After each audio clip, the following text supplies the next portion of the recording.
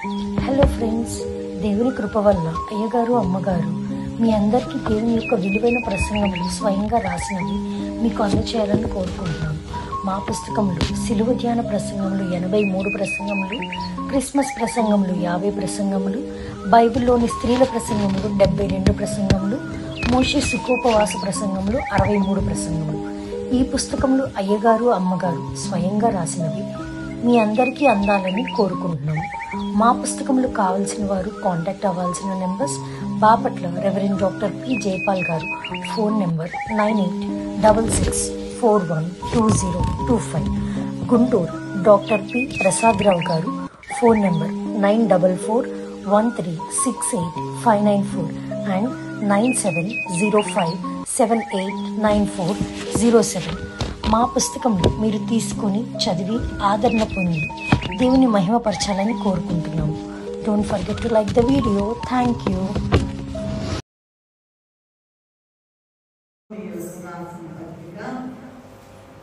12వ అధ్యాయము 2వ వచనం మాత్రమే చదువుతున్నాను. మీరు ఈ లోక మర్యాదను అనుసరింపక. ఒక నిమిషం తల్లి, ఏడు త్వరగా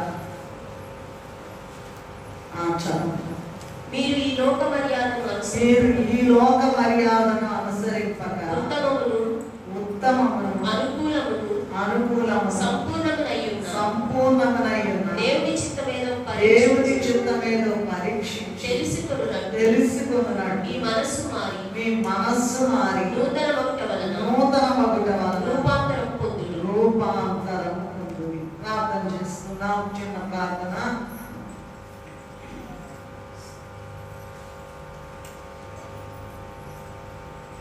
మమ్మల్ని మిక్కిలిగా ప్రేమించిన మా తండ్రి, అయోగ్యులం, దుర్మార్గులం, దుష్టులము, అక్రమస్తులము,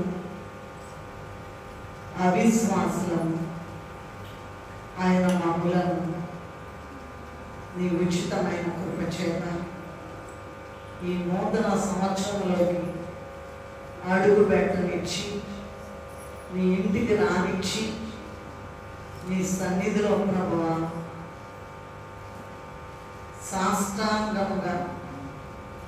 సాష్టాంగపడి ఎన్నిసార్లు సాష్టాంగపడాలో మాకే తెలియదు. నమస్కరించి వేడుకుంటున్నాం. మీరే సహాయం అందించి నీ మాట కొరకు మేము ఎదురు చూస్తూ ఉండగా దయతో జ్ఞాపకం చేసుకుని నీ యొక్క స్వరాన్ని మాకు వినిపించి తినిపించుమని వచ్చి వేసిన యేసయ్య అతి పరిశుద్ధమైన నామములో నిన్ను వేడుకుని, వినయముతో వేడుకుని, సాష్టాంగపడి వేడుకుని, పాదములు పట్టి వేడుకుని నమస్కరిస్తున్నాము తండ్రి.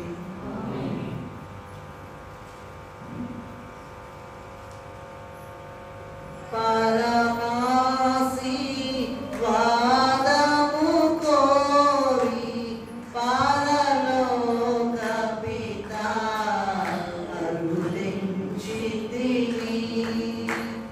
పరమాశీర్వాదము కోరి పరలోక పిత అరుదించితివి. తండ్రి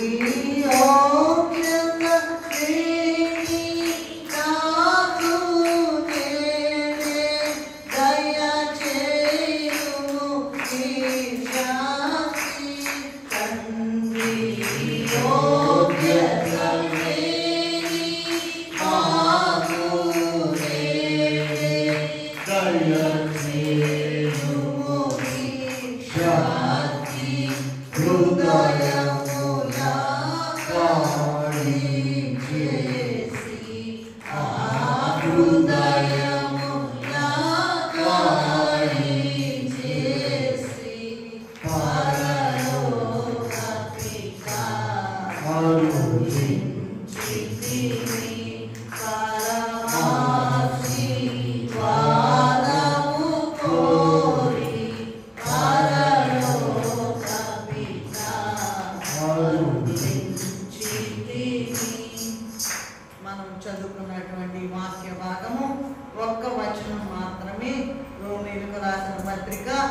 12వ అధ్యాయము 2వ వచనం మాత్రమే చదువుకుందాము. మీరు ఈ లోక మర్యాదను అనుసరింపక ఉత్తమమును అనుకూలమును సంపూర్ణమునై ఉన్న దేవుని చిత్తమేదో పరీక్షించి తెలుసుకొనున్నట్లు మీ మనస్సు మారి నూతన మగుట వలన రూపాంతరము పొందుది. దేవుడు తన మహాకృపను బట్టి మనందరినీ కూడా 2025 సంవత్సరం నూతన సంవత్సరంలో ఆయనే ప్రవేశపెట్టారండి. మనం ప్రవేశపెట్టుకోలేదు. అంటే 1/1/2025లో లేదా 25న ఆ తేదీన అయ్యగారు క్రొత్త సంవత్సరం ప్రసంగంలో ఏం చెప్పారంటే, మన బ్రతుకులోనిది కొత్తది పాతది కలపకూడదని చెప్పారు. కొత్తది పాతది అంటే సగం కొత్తది సగం పాత, అది అలా కలిపితే చాలా ప్రమాదం అన్నమాట. ఇప్పుడే చదువుకున్నాము మనం ఆరాధన వాక్యంలో, పాత గుడ్డకు క్రొత్త గుడ్డ మాసిక వేయకూడదు. లూకాసు వార్త 5వ అధ్యాయంలో చదువు. అలాగే పాత తిత్తులలో క్రొత్త ద్రాక్ష రసము పోయకూడదు అని నేర్చుకున్నాం. ఎప్పుడు చెప్పాలి? గుర్తుందా? బుధవారం ఇవాళ ఆదివారం 1/1/25న అయ్యగారు చెప్పిన ప్రసంగం. కొత్తది పాతది కలపకూడదు, గుడ్డ కలపకూడదు, ద్రాక్ష రసము కలపకూడదట.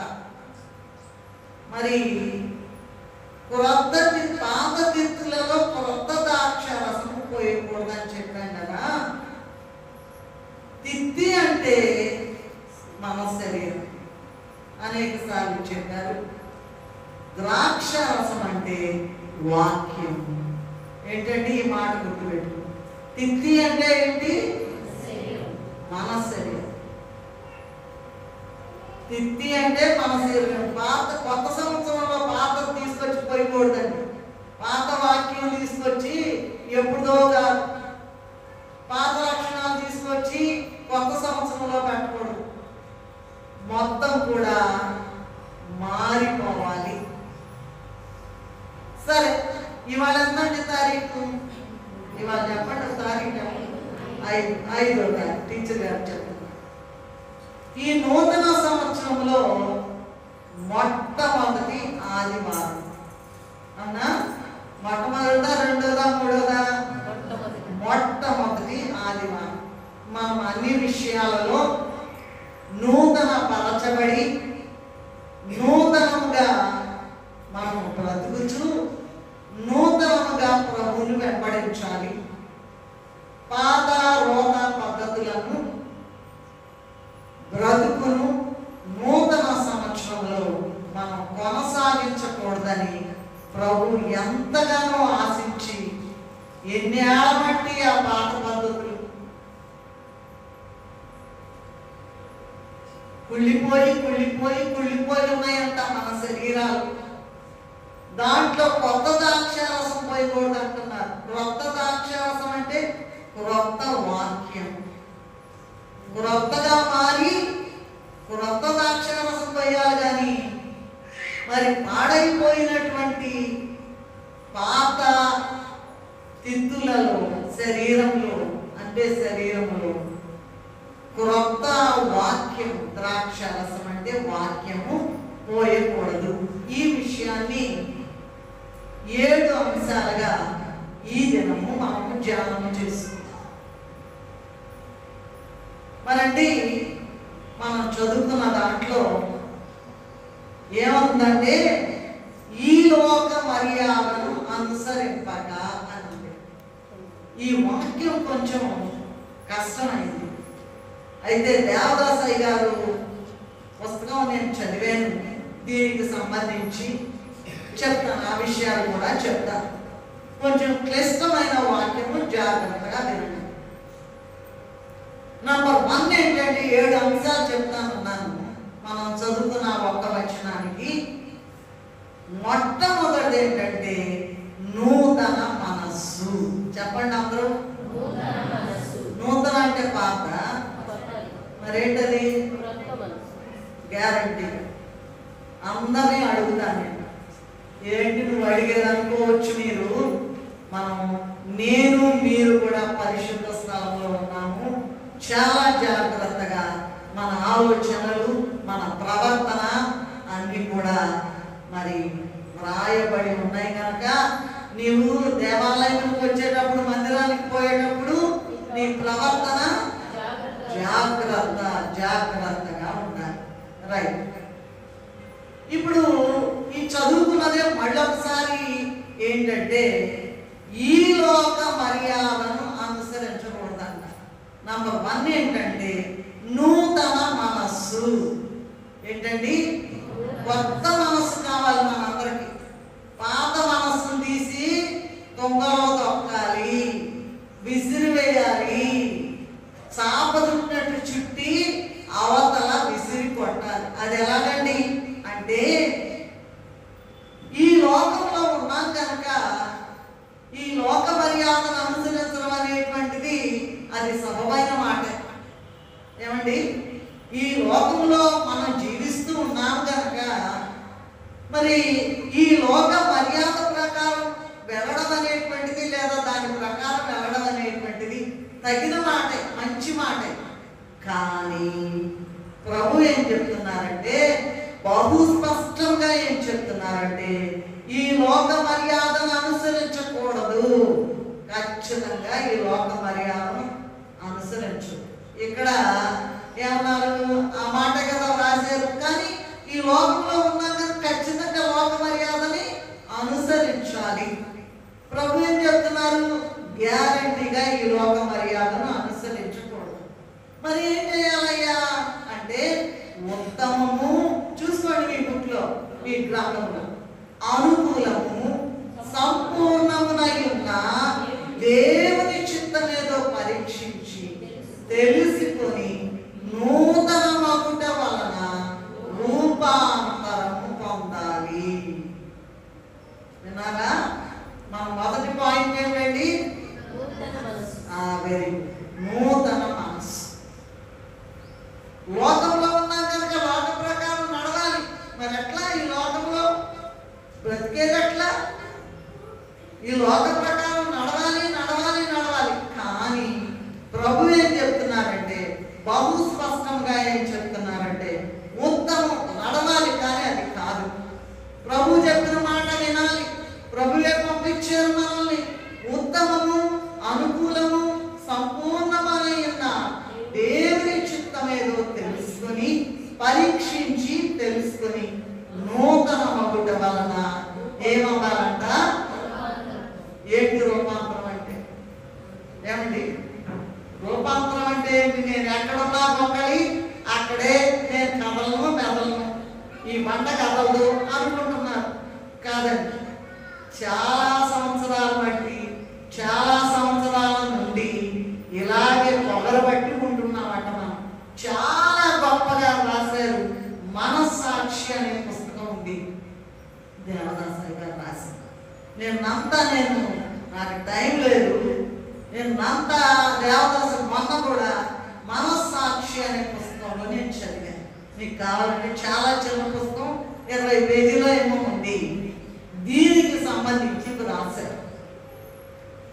ఎందుకు అలా చేయాలట అంటే, ప్రభు అట పరలోక మహిమ భాగ్యాన్ని విడిచిపెట్టి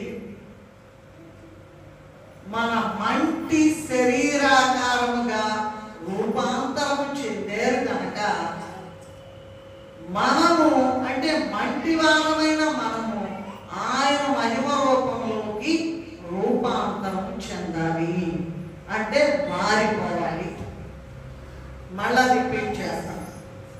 మహిమ రూపధారి అయిన పరలోకం నుండి వచ్చిన, అన్ని లోకాల నుండి అవతల నుండి వచ్చినటువంటి ప్రభువు రూపాంతరం చెంది మనం మట్టోళం కనుక ఆయన కూడా మట్టి శరీరం ధరించి ఇక్కడికి వచ్చి రూపాంతరం చెందారు కనుక మంటి శరీరముతో ఉన్న మనము మహిమ రూపులుగా వెళ్ళాలంటే మనము కూడా ప్రభు యొక్క రూపంలోకి మనము రూపాంతరము చెందాలి.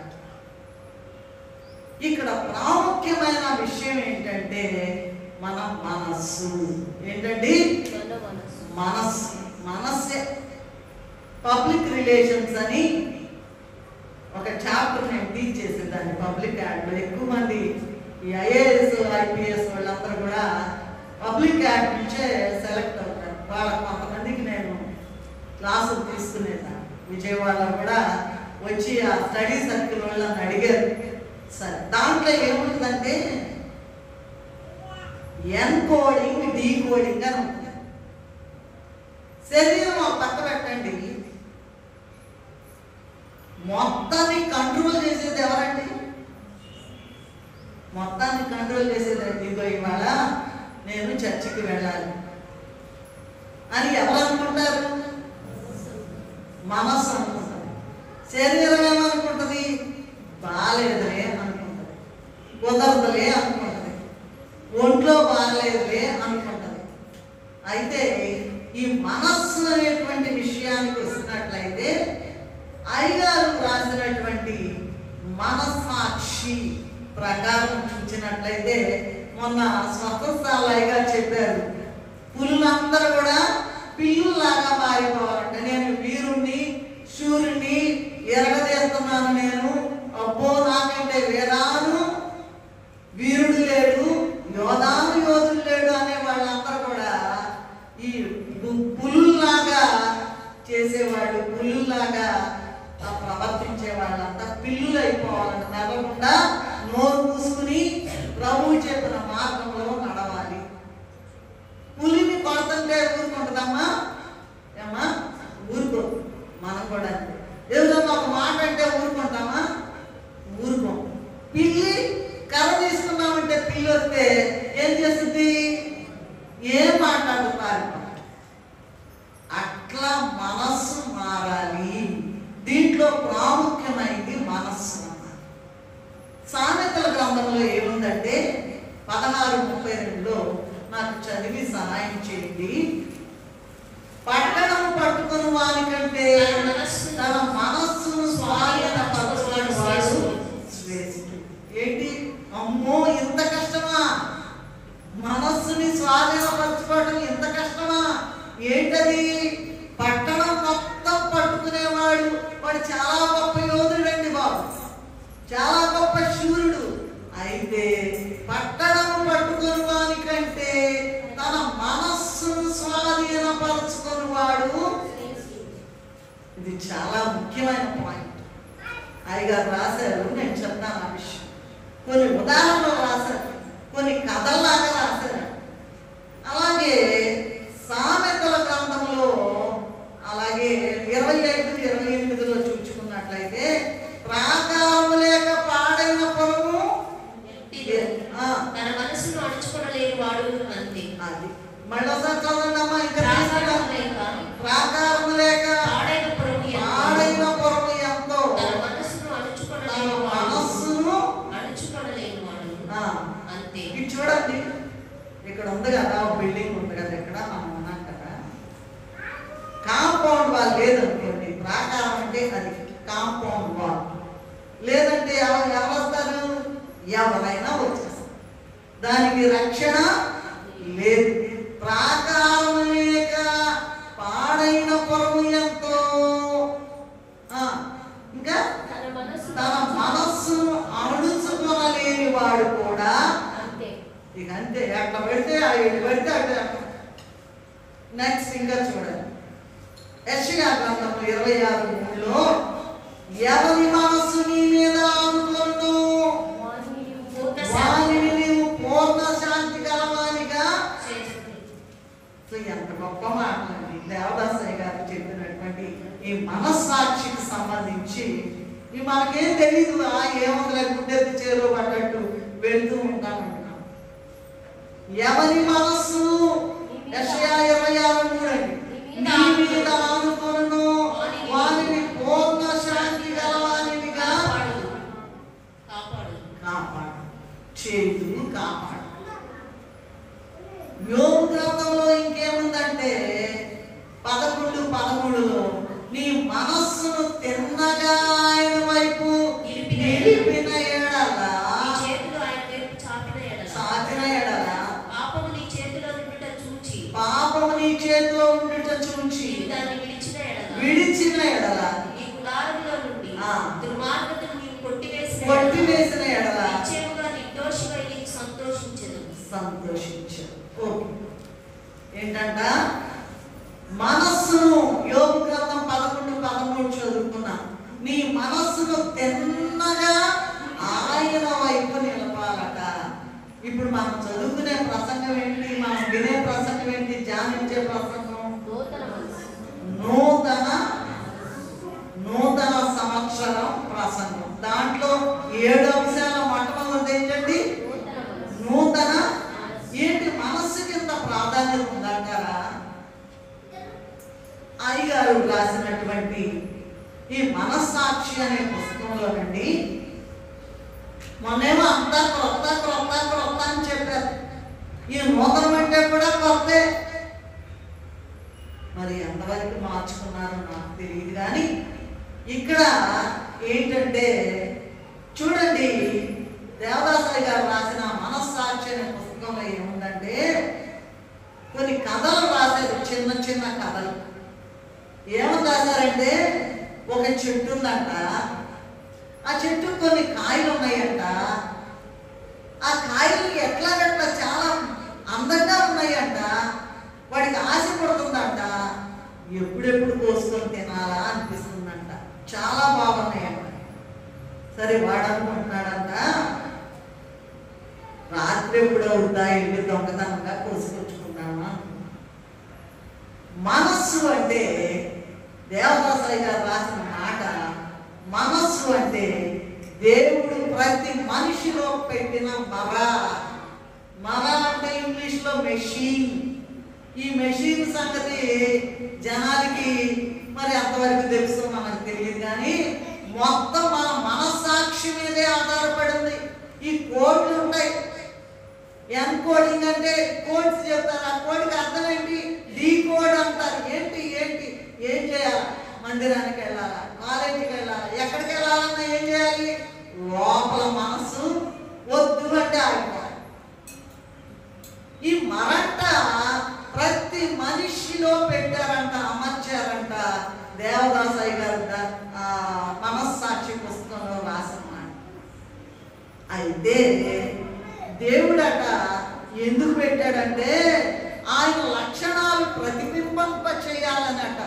ప్రేమ, న్యాయము, పరిశుద్ధత, శక్తి, జ్ఞానము ఇవన్నీ కూడా దేవుని యొక్క లక్షణాల ప్రకారం నడవాలని ఈ మరణ పెట్టాడంట. అర్థమైందా? అర్థమవుతుందా? ఏంటది? ఎప్పుడు కూడా ప్రేమగా ఉండు. అయితే ఇంకో మాట చెప్పాలి ఇక్కడ. సాతానంట పడద్రోయబడిన తర్వాత, ఆహా దేవుడి మరణ పెట్టాడా, అయితే నేను కూడా ఇంకో మరణ పెడతాను. అది పక్కన ఇంకో మరణ పెట్టినాడు. మందిరానికి వెళ్ళు అంటే నో, వెళ్ళటానికి లేదు, వాళ్ళందు వచ్చే వాళ్ళని ఎదురులే, రెడీగా కాచుకొని ఉంటుందంట. రెడీగా కాచుకొని ఉంటుందంట. ప్రేమగా ఉండాలంటే ఏంటి? ప్రేమించేదండి ఏముంది ఆడలో మంచి. న్యాయంగా ఉండాలంటే ఏంటి? అది చేసేదంత అన్యాయం కదా, ఏంటంట. పరిశుద్ధంగా ఉండాలంటే ఏంటి? పరిశుద్ధంగా ఉండేదేంటి? వాళ్ళని బూతులు మాట్లాడుతుంటే పరిశుద్ధంగా ఉండాలా? జ్ఞానం కలిగి బ్రతకాలంటే జ్ఞానం ఏంటి? నేనున్నది జ్ఞానమే, ఇంకేంటి అంతకన్నా ఏంటి?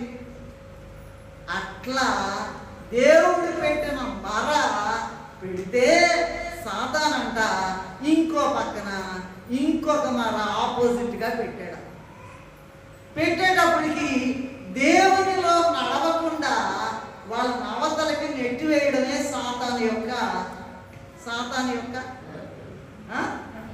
చెప్పాలి, నాకు అర్థం కాదు.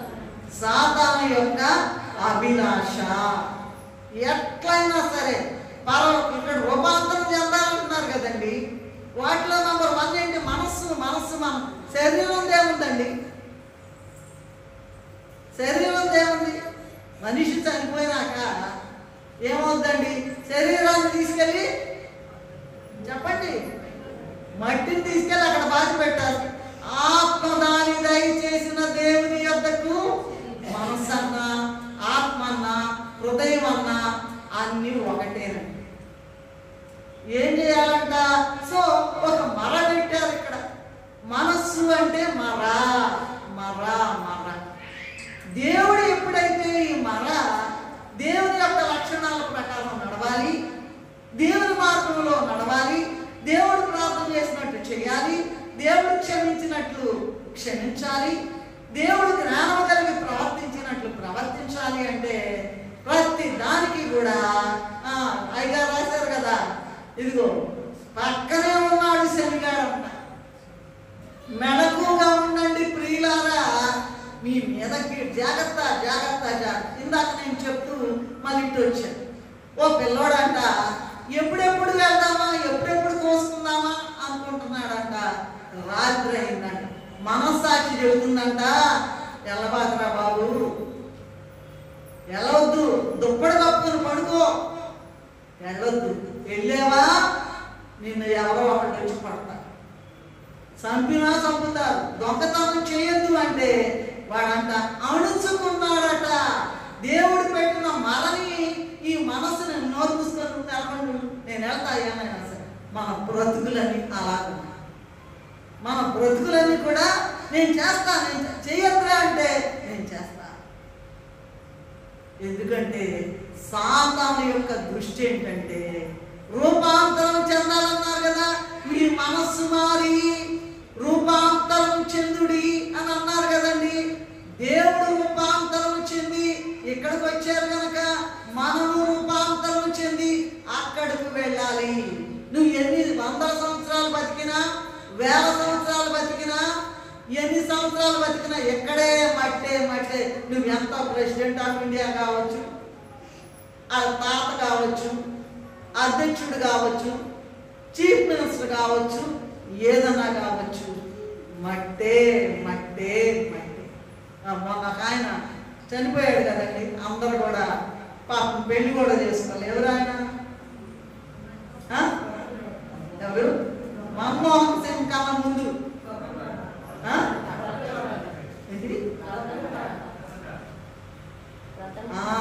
టాటా. రైట్. ఇప్పుడు ఏంటంట, మనుషులందరూ కూడా మనసు మార్చుకో, దేవుని మార్గంలో నడుము, ఎట్లయినా పరలోకం చేరు. ఇదిగో పరలోకానికి చేరేటువంటిది ఇరుకు మార్గము, కష్టమైన ఓర్చుకో, రేఖ త్వర పడకు, ఓర్చుకో. నిన్నెవరైనా ఏమన్నా ఓర్చుకో. నిన్నెవరైనా కోపగించినా ఓర్చుకో.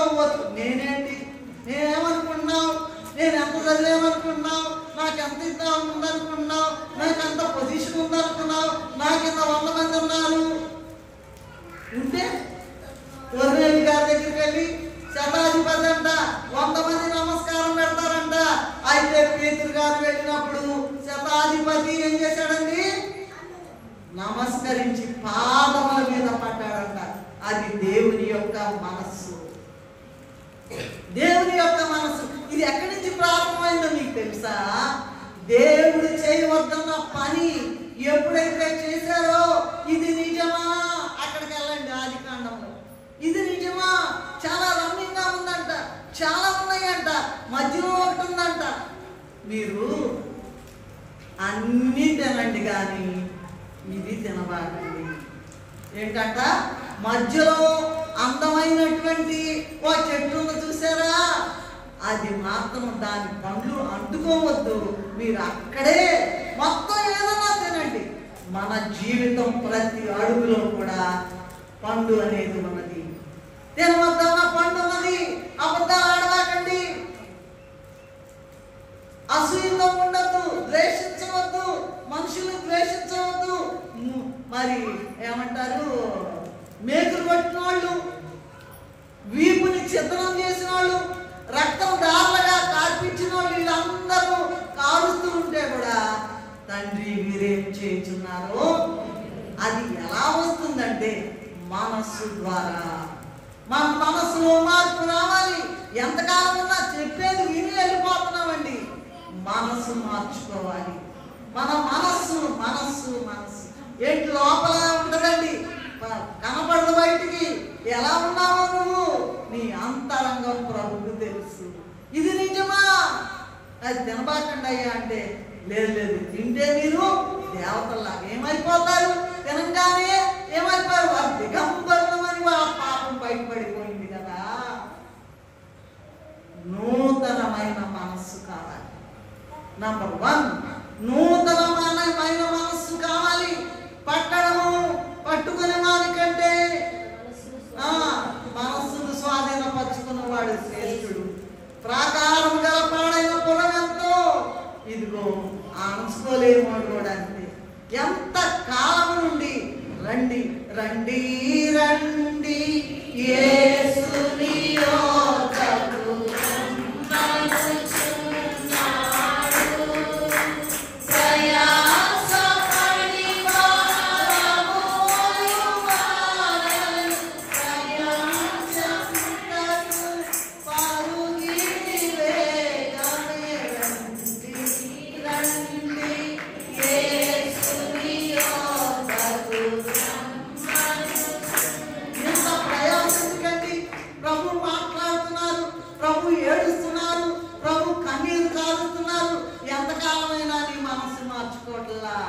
ఏమైనా సరే అదిగో ఆ దుర్మార్గతలోకే నేను వెళ్తా.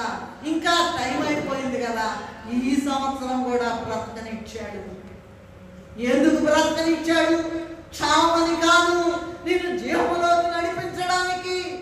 మొట్టమొదటి నువ్వు మార్చుకోవాల్సింది ఇదిగో చూడండి. స్టైల్ ఫ్యాషన్ షోలు ఉంటాయి. ఎప్పుడు పొద్దాక మా కాలేజీలో అట్లాంటి నిర్వహిస్తుంటారు.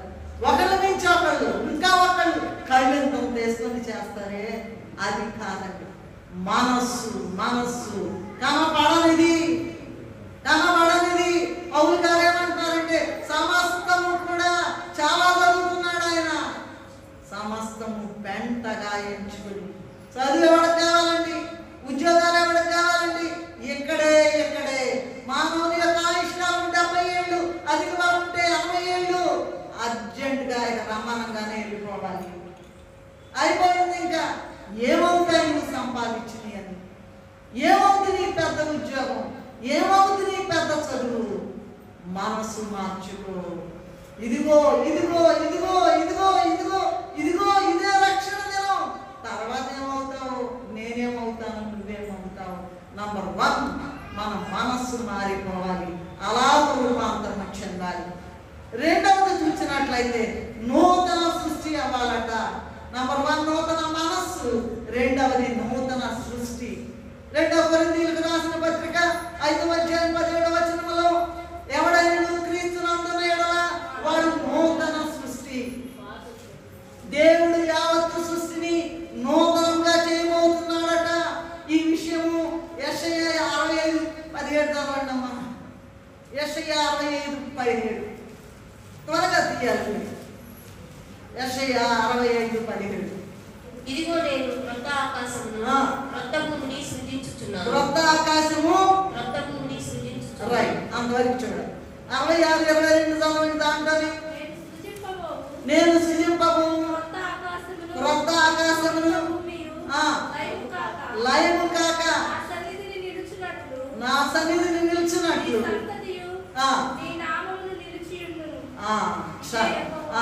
క్రొత్త ఆకాశము క్రొత్త భూమి, క్రొత్త ఆకాశము క్రొత్త భూమి. 2 పేతురు పత్రిక 3:13 చదవండి. త్వరగా చదవాలమ్మా. 2 రెడీగా కాసుకొని ఉండాలి. 2 పేతురు 3:13 చదవండి. అయినను మనం ఆయన వాగ్దానమును బట్టి క్రొత్త ఆకాశముల క్రొత్త భూమి కొరకు కనిపెట్టుచున్నాం. క్రొత్త భూమి వాటి యందు నీతి నివసించును. క్రొత్త భూమి క్రొత్త ఆకాశం. ఇంకా చూడండి, ప్రకటన గ్రంథము 21:1 చదవండి. ప్రకటన గ్రంథము 21:1 అంతటా నేను క్రొత్త ఆకాశము క్రొత్త భూమిని చూచి తిని మొదటి ఆకాశము గతి ఇప్పుడు మనం చూసేవన్నీ కూడా మొత్తం రెడీగా నాశనం అవ్వడానికి రెడీగా ఉన్నాయి. సృష్టి కూడా దేవుని కుమారుడు యొక్క ప్రత్యక్షత కొరకు మిగులు ఆశతో ఎప్పుడు వస్తారా, ఎప్పుడు వస్తారా, ఎప్పుడు వస్తారా, ఎప్పుడు వాళ్ళ మహిమ రూపంలోకి వస్తారా, ఎప్పుడు రూపాంతరం చెందుతారా, ఎప్పుడు మార్చుకుంటారా? ఏమండి, ఇదిగో నడినెత్తి నుంచి అరికాల దాకా ఉంది కదండి. ప్రతి అవయవంలో కూడా పాపం అనేది గూడు కట్టుకొని ఉంది. ప్రభు ఆ పాపాన్ని తీసివేయడానికి తన యొక్క శరీరంను ఛిద్రం చేసుకుని ఆయన మన కొరకు భయంకరమైన మరణమునుంది, సిలువ మరణమునుంది. ఎవరు కూడా ఏ పాపము ఎరగనటువంటి ఆయన ఎవరు కూడా ఓర్చుకోలేనంత ఘోర సిలువ మరణం పొందారు. ఎందుకంటే మనలను మంచివారిగా చేయడానికి, మనకు మంచి మనసు ఇవ్వడానికి. ఇక్కడ ఏంటంటే మొత్తం కొత్తదైపోతుంది, కొత్తదైపోతుంది. రెడీగా ఉండండి, రెడీగా. దేనికండి? మరి ఇన్ని కొత్తగా వస్తుంటే, కొత్త భూమి వస్తుంటే, కొత్త ఆకాశం వస్తుంటే అంతా కొత్తగా వస్తున్నాయి కదా. ప్రభు సృష్టిలో ఇన్ని చోట్ల కొత్తగా వస్తుంటే, ఇన్ని చోట్ల ప్రభు సృష్టిని నూతనంగా చేస్తే ఆ సృష్టిలోని ముఖ్య భాగం ఏమిటి చెప్పండి? సృష్టిలోని మొదటి భాగం ఎవరు? మరి అన్ని మారిపోతుంటే మనం ఎక్కడే చూద్దామా? మనం ఇక్కడే ఊరిగా ఉందామా? మనం ఇక్కడే ప్రతి దాంట్లో తాంపుల్లో ఊరికే, చెవుల్లో ఊరికే, కళ్ళల్లో ఊరికే, ముక్కులో ఊరికే, నోళ్ళల్లో ఊరికే, ఎక్కడ చూసినా ఊరికే ఊరికే ఊరికే. నువ్వు ఎలా ప్రవేశిస్తావు దాంట్లోకి? నూతన యెరూషలేము దిగి వచ్చుచున్నది, పెళ్లి కుమార్తె వలె మహిమతో నిండి. అమ్మ డబ్బులేదా? నూతన యెరూషలేము దిగి వచ్చుచున్నది, పెళ్లి కుమార్తె వలె మహిమతో నిండి.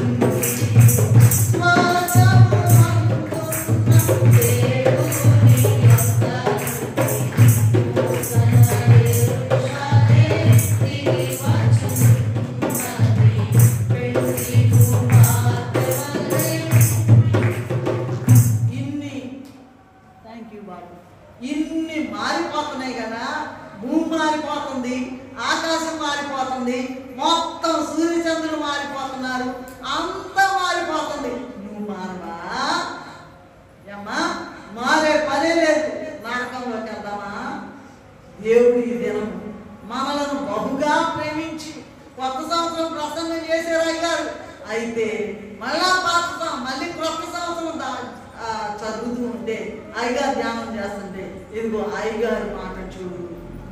మన సాక్ష్యాల పుస్తకం చదవండి కావాలంటే కేవలం ఇంత చిన్నదే. మర పెట్టాడంట. నోరు మూసుకొని ఉండు, నా ఇష్టం వచ్చింది చేస్తా అనకూడదండి. అబద్ధాలు ఆడకూడదు, దొంగతనం చేయకూడదు, వ్యభిచారం చేయకూడదు.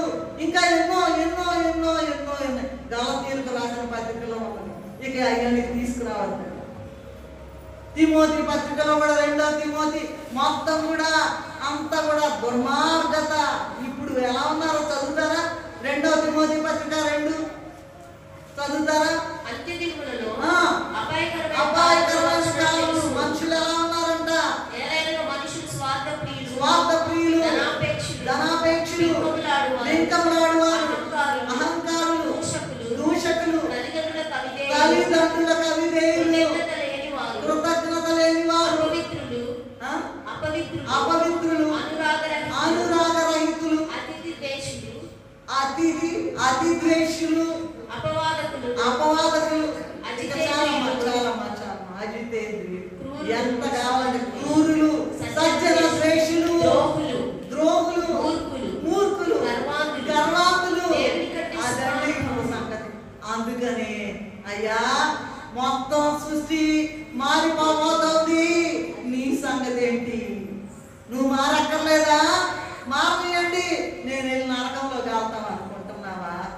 లేదండి. దేవుడు నిన్ను నన్ను ప్రేమించి, గొప్పగా ప్రేమించి, గొప్ప గొప్ప వాళ్ళు వెళ్ళిపోతే మనలో ఏముందనండి?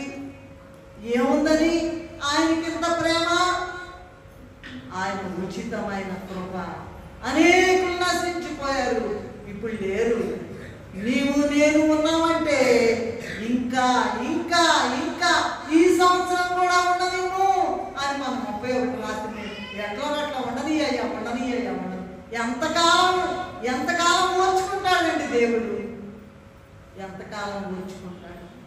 మన పిల్లల్నే తిడతాం కదా, ఎరా బుద్ధి ఉందంటారా నీకు, చదువుకున్నవాడేనంటారా నువ్వు, ఏం చేస్తున్నావురా నువ్వు, ఎన్నిసార్లు చెప్పాలరా. మరి దేవుడి సంగతి ఏంటి? ఒక్కసారికే నీ పిల్లల్ని అట్ట అంటున్నారే. దేవుడు ఇన్ని కోట్ల మందిని 850 మంది 850 కోట్ల మంది ఎలా పడుతున్నాడు? అందుకే చాటును పోయి ఏడుస్తున్నాడట. కనుక నూతన మనస్సు కావాలి, నూతన సృష్టిగా మనం అవ్వాలి. ఎలాగూ దేవుని యొక్క లక్షణాలన్నీ మనం సంతరించుకోవడం ద్వారా. మూడవది చూసినట్లయితే నూతన బలం పొందాలటండి. ఇదిగో మొత్తం అన్ని కూడా బ్రహ్మాండమైన తిండి తింటున్నామండి, చాలా జాగ్రత్తగా ఉంటున్నాం. ఎంతవరకు తినాలో ఫ్యాట్ కంటెంట్ ఇదిగో ఇవన్నీ ఈ టెస్ట్లన్నీ చేయించుకున్నాం, అంత బాగానే ఉంటుంది అంటున్నారండి. నువ్వు ఎన్ని టెస్టులు చేయించుకున్నా ఆయన దయ లేకపోతే నీకు భూమి మీద నూకలు చెల్లవు. నూతన బలం అండి. యెషయా గ్రంథము 40వ అధ్యాయము 30-31 చూడండి. యెహోవా కొరకు ఎదురు చూచువారు నూతన బలము పొందుదురు. ఈ నూతన బలం ఏంటంటే మనం తినే వాటి ద్వారా వచ్చేది కాదండి. మా చిన్న బాబండి కరోనా వచ్చినప్పుడు సూట్ కేసు నిండా ఎంచూర్ బాటిల్ తెచ్చాడు. ఇక్కడ ఇండియాలో దొరకలేండి, ఎంచూర్ బాటిల్ తెచ్చాడు.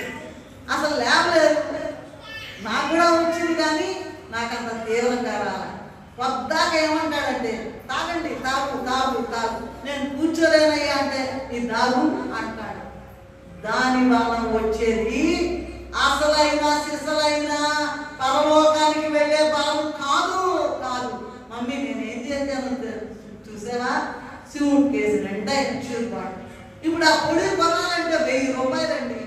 అయినా కొనుక్కుంటారు, ఎందుకంటే బాగా శక్తి రావాలి కదా.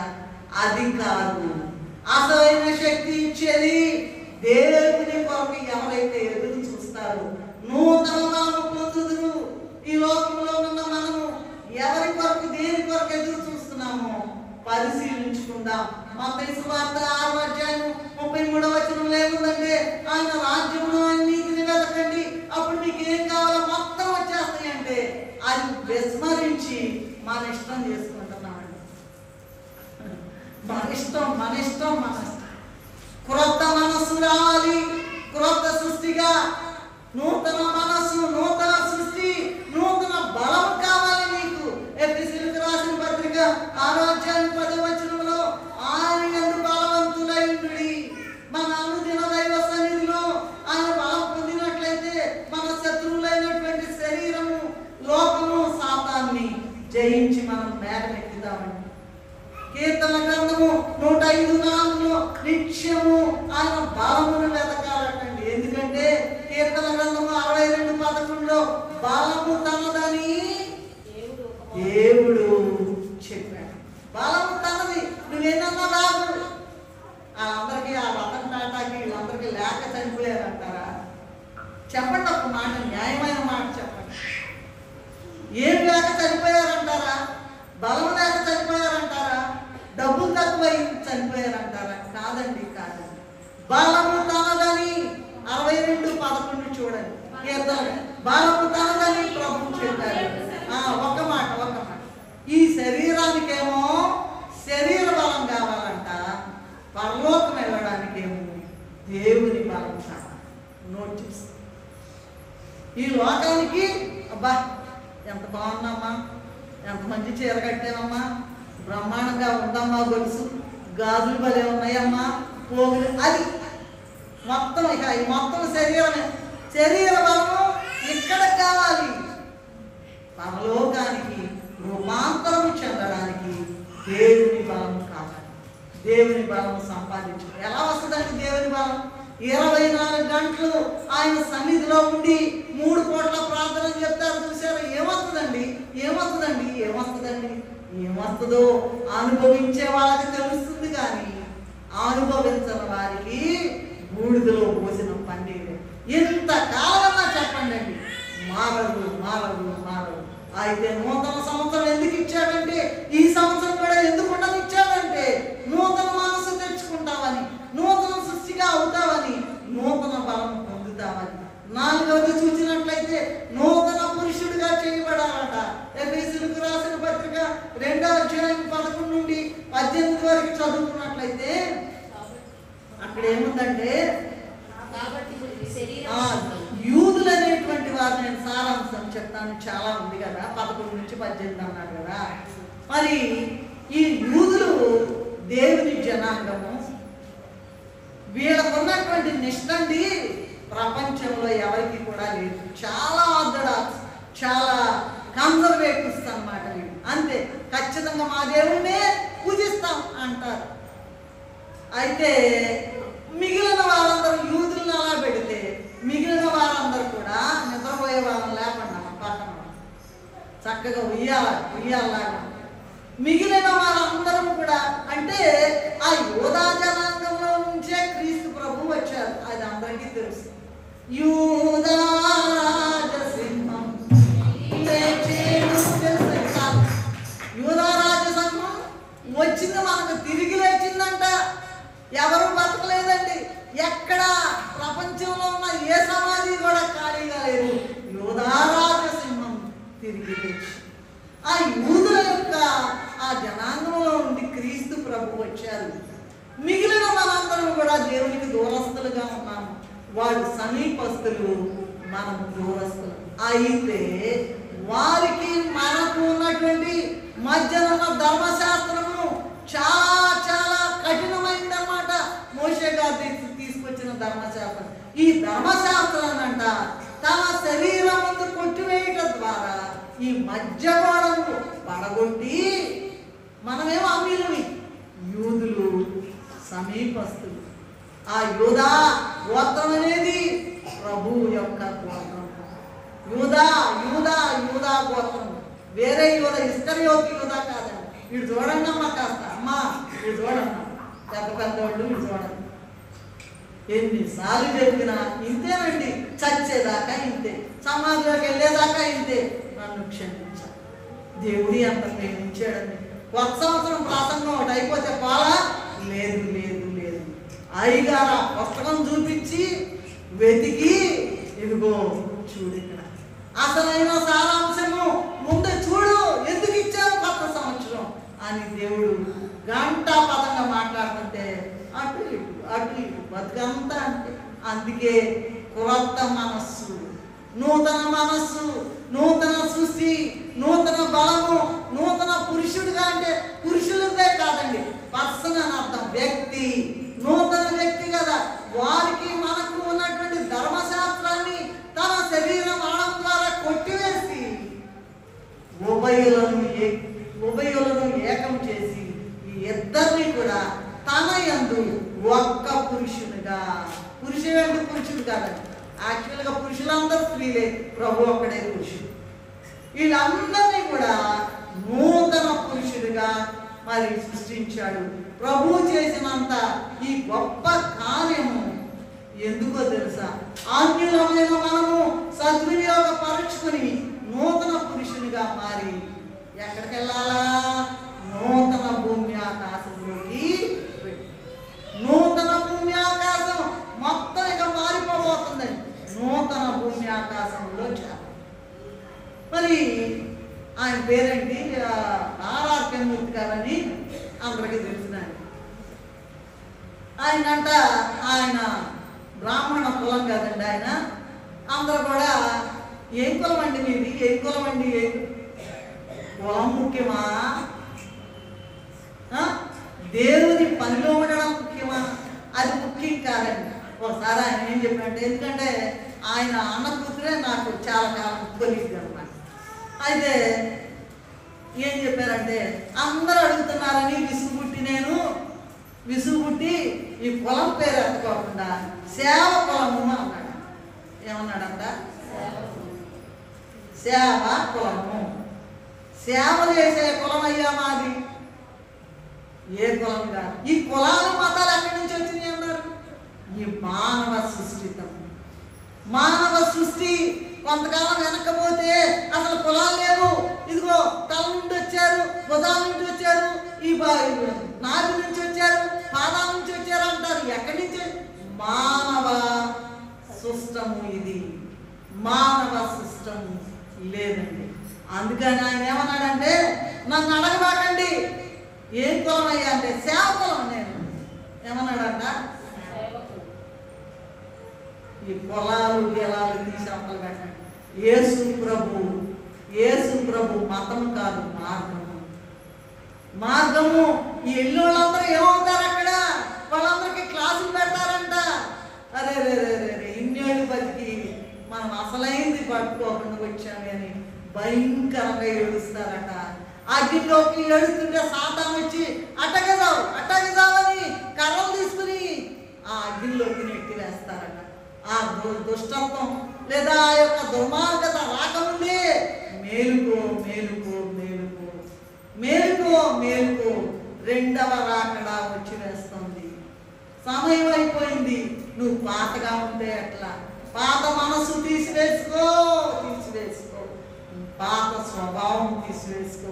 సో నూతన పురుషునిగా అంటే నూతన వ్యక్తిగా, లేడీస్ జెంట్స్ అని కాదు, నూతన పురుషునిగా, నూతన వ్యక్తిగా, దేవునికి దూరస్థులం కాకుండా దేవునికి దగ్గరగా ఆయన యొక్క మరణము ద్వారా, శరీర మరణము ద్వారా మనలను తన రక్తం ద్వారా శుద్ధి చేసి ఆయనకు బిడ్డలుగా చేసుకున్నాడు కనుక మనం నూతన సంవత్సరంలో నూతన వ్యక్తిగా మారిపోవాలి. ఐదవది చూసినట్లయితే నూతన స్వభావం కలిగి ఉండాలంటారు. ఏంటి నూతన స్వభావం అంటే? ఇది ఏంటంటే బాప్తిస్మం విషయం అండి. బాప్తిస్మం సంగతి తీతు పత్రిక 3వ అధ్యాయము 5వ వచనంలో చూసినట్లయితే, ప్రభువు నమ్ముకుని భక్తి విశ్వాసాలతో ఎదిగేటువంటి మనము అనుదిన వాక్యదానము, ప్రార్థనా సహవాసముతో నింపబడినా కూడా మనము చేసే నీతి క్రియలను అనుసరించి కాక దేవుని కనికరము చొప్పున మాత్రమే పునర్జన్మ సంబంధమైన స్నానము పొందుట ద్వారా. పునర్జన్మ సంబంధం అంటే ఏంటండి? కొంతమంది ఏమంటారంటే అసలు నేర్చుకుని ఎక్కడో ఎవరో ఒకరి దగ్గర నేర్చుకుని, ఏమయ్యా నువ్వేమో చదువుకున్నావంటే, చదివానండి. ఏం చదివామంటే బిఏ చదివాడు. ఏంటి బిఏ అంటే? బాన్ అగైన్ అండి. నేను అది ఒకటి నేర్చుకుని బాన్ అగైన్. నిజమే, మామూలు బిఏ కన్నా బాన్ అగైన్ బిఏ చాలా గొప్పది. కనుక ఇదిగో మరి పునర్జన్మ సంబంధమైన అంటే బాప్తిసం ద్వారా, పరిశుద్ధాత్మ పొందుట ద్వారా, యోవేలు పత్రిక ఉంది కదండి, యోవేలు గ్రంథం ఉంది కదా, 2వ అధ్యాయం 28వ వచనం ప్రకారం దేవుడు ఏం చెప్పాడు? సర్వజనుల మీద నా ఆత్మను కుమ్మరిస్తానన్నాడు కనుక మనము ఆ పరిశుద్ధాత్మను పొంది నూతన స్వభావం ధరించాలి. అనేకులు అన్నీ చేస్తున్నారు కానీ కొంతమందికి బాప్తిసం లేదు. బాప్తిసం తీసుకోవట్లా. ఎంతకాలమైనా సంవత్సరాలు గడుస్తున్నాయి కానీ బాప్తిసం లేదు. బాప్తిసం లేకపోతే నీకు పరలోక గేట్లు తెరువబడవు. ఎప్పుడో ఎప్పుడో ఎప్పుడో మరణం ఎప్పుడో మనం ఉన్నాయి కదా, మరణం ఎప్పుడో రేపో మాపో ఎప్పుడో మనం ఎరుగము. త్వరగా పోయి పరమగురుని దర్శనం వచ్చేది ప్రభు సన్నిధిలో. ఎంత విన్నా కూడా ఏం చెప్పారండి? ఇప్పుడు మనస్సు అనేది ఈ దేవుడు పెట్టిన మరని ఆపోజిట్ గా యాక్ట్ చేసి అదొక దొంగ మర పెట్టిందంట. ఏది దేవుడికి అనుకూలంగా చేస్తే నో చేయకూడదు, అలా చేయకూడదు. మనం నోరు కూడా అట్లాగే వాడతాం. చూడవాడిని చూస్తాం. మాట్లాడవలసిన మాటలు మాట్లాడకుండా అనవసరమైన మాటలు మాట్లాడతాం. విస్తారమైన మాటల్లో దోషం ఉండక మాందని తెలిసినా కూడా వాగు వాగు వాగు. ఎవరు ఎక్కువ మాట్లాడితే ఆడదేనండి డామినేషన్ అంటారు. మాట్లాడు. అయితే ప్రతి దానికి తీర్పు ఉన్నదని ఎరుగుతుంది. తీర్పు ఉంది. ఇన్ని వాక్యాలు చెప్తున్నాడే దేవుడు. ఈ సంవత్సరం మనకి కొత్త సంవత్సరం ప్రసంగం, మన నూతన సంవత్సరం అది ఒకటే, ఇది ఒకటే క్రొత్త సంవత్సరం. తర్వాత చూసినట్లయితే నూతన ఆత్మను పొందాలంటే ఇదెన్నోది 6. నూతన ఆత్మను పొందాలి. ఎహెజ్కేలు గ్రంథం 11వ అధ్యాయం 19వ వచనంలో ఏముందంటే చదువుతారా? వారు నా కట్టడలను అనుసరించి గైకొన్నట్లు నేను వారి శరీరంలో రాతి గుండెను తీసివేసి వారికి మాంసపు గుండెనిచ్చి ఏక మనస్సు కలిగజేసి వారి యందు నూతన ఆత్మ పుట్టించునని ప్రభువే చెప్పారు కనుక మనం ప్రభువుకి ఇష్టమైన వారముగా ఎదిగి నూతన ఆత్మను ధరించాలి.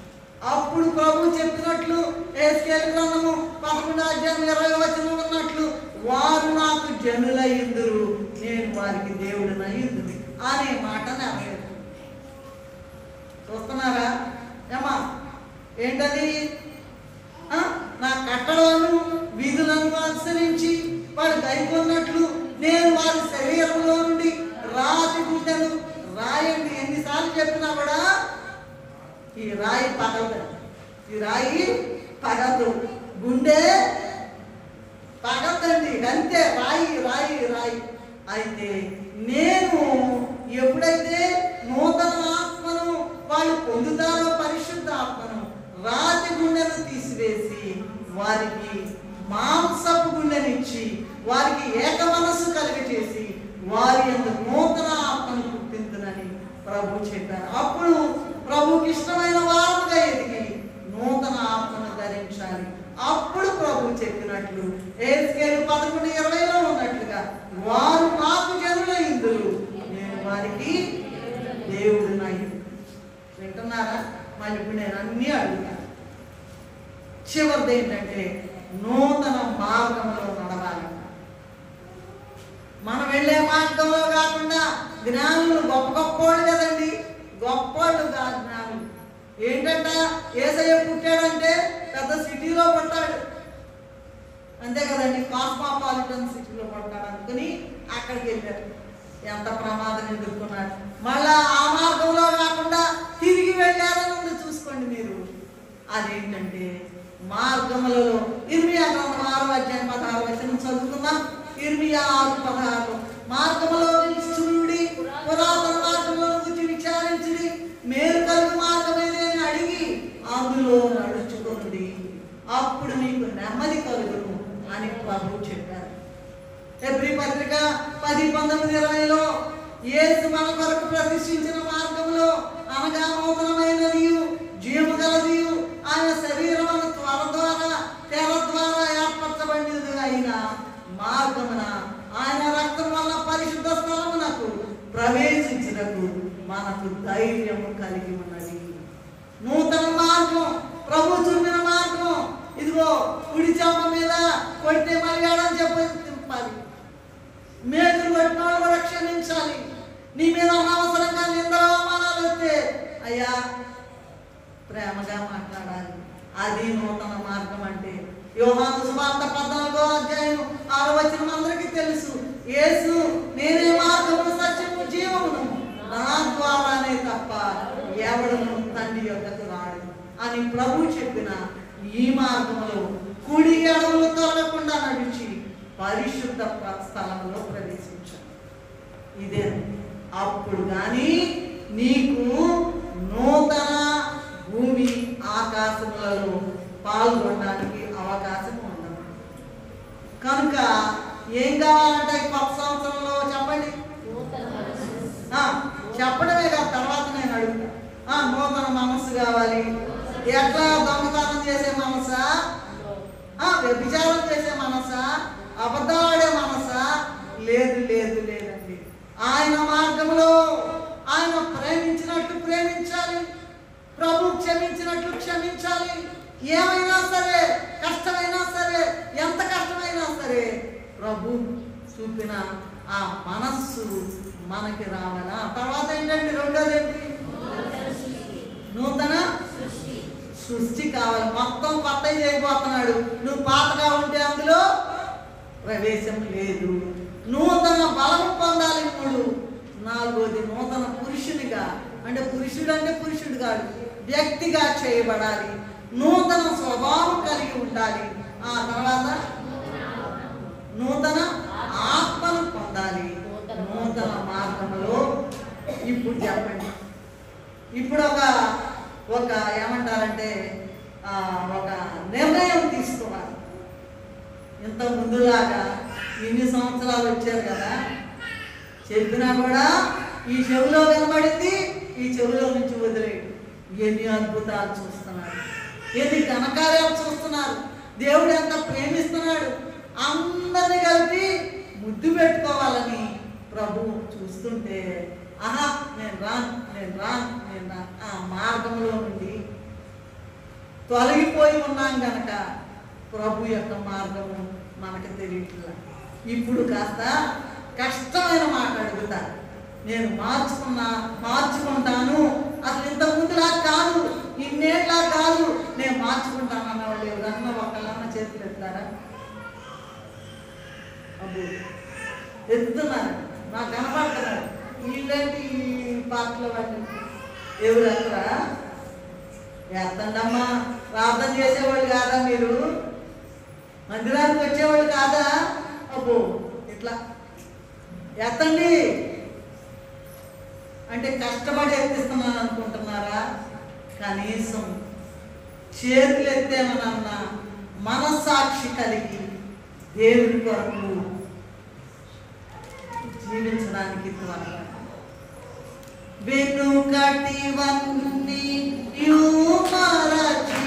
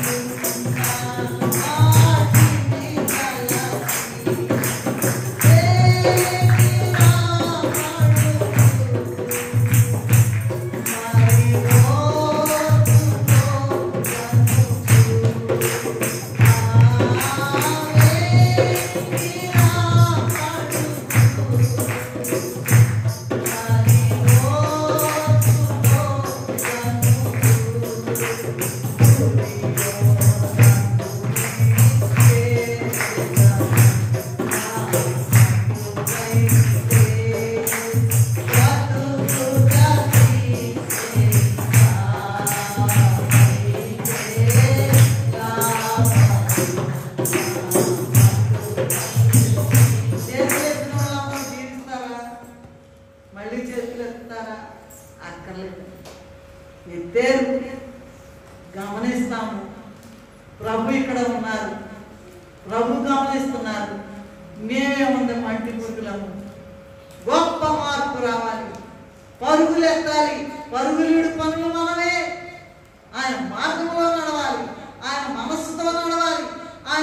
ఆయన మారిపోయినట్టు ఆయన మహిమలోకం నుండి ఇక్కడికి వచ్చాడు కనుక మనం మంటి లోకం నుండి మహిమలోకానికి వెళ్ళాలి. నూతన వ్యక్తులుగా, నూతన మొత్తం కూడా నూతన మార్గము. జ్ఞానులు వెళ్ళినటువంటి నేను వెళ్ళే మార్గము ఆ యేసుకే తెలియదు. మనుషులు చూడక్కర్లా, చేతులు ఎత్తురాడు, దేవుడికి తెలుసు. నీ అంతరంగము, నీ మనసులో ఉన్నది ఊరే చేతులు ఎత్తడం కాదండి. మార్పు రావాలి. అట్టి కృప తండ్రి మనకందరికీ అనుగ్రహించునుగాక. మమ్మల్ని మిక్కిలిగా ప్రేమించిన మా తండ్రి, నీ పాదములకు నమస్కారం. మమ్మల్ని ఎంతగానో ప్రేమించావు. ఇంతకన్నా గొప్ప ధన్యత లేదు నాయన.